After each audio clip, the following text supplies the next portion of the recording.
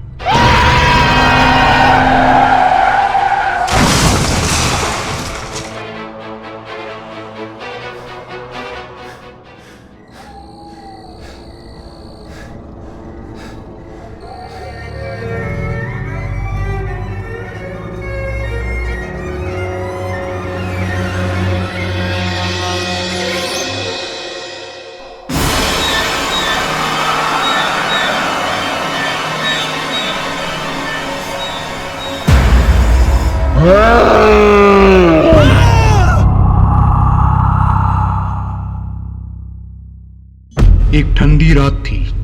एक दिन राजेश नामक लड़का अपने ऑफिस से देर से छुट्टी करके घर लौट रहा था।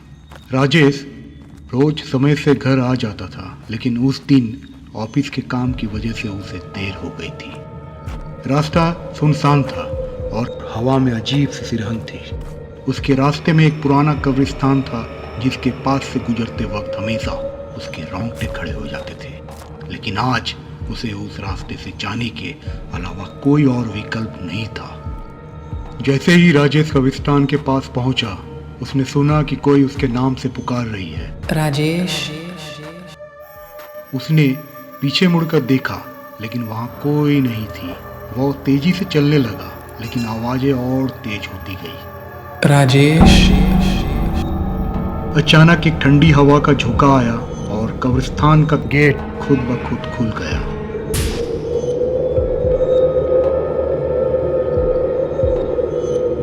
राजेश की नजर एक सफेद साया पर पड़ी, जो धीरे धीरे उसकी तरफ बढ़ रही थी। उसका दिल तेजी से धड़कने लगा और वो वहां से भागने की कोशिश करने लगा, लेकिन उसके पैर जैसे जमीन से चिपक गए थे। सफेद साया अब उसके सामने थी। ये एक बुरी आत्मा थी, जिसका चेहरा डरावना और आंखें खून जैसी लाल थी। आत्मा ने कही, तुम इस कब्रिस्तान से नहीं जा सकते। राजेश ने डरते हुए पूछा, आप कौन हो और मुझसे क्या चाहते हो? आत्मा ने बताई कि वो इस कब्रिस्तान में एक अधूरी आत्मा है, जो अपनी मौत का बदला लेने के लिए भटक रही है। उसने कही, तुम्हें मेरी मदद करनी होगी, नहीं तो मैं तुम्हें कभी यहाँ से जाने नहीं दूंगी। राजेश ने हिम्मत जुटाकर पूछा, मैं आपकी कैसे मदद कर सकता हूँ? आत्मा ने कही, मेरी हत्या के पीछे के रहस्य को सुलझाओ और मेरे कातिल को सजा दिलाओ, तभी मेरी आत्मा को शांति मिलेगी।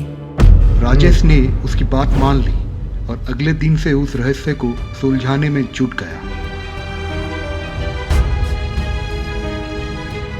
कुछ हफ्तों की मेहनत के बाद राजेश ने आखिरकार सच्चाई का पता लगाया और भटकती आत्मा के कातिल को पुलिस के हवाले कर दिया। जैसे ही कातिल को सजा मिली, भटकती आत्मा ने शांति पाई और राजेश का पीछा छोड़ दिया।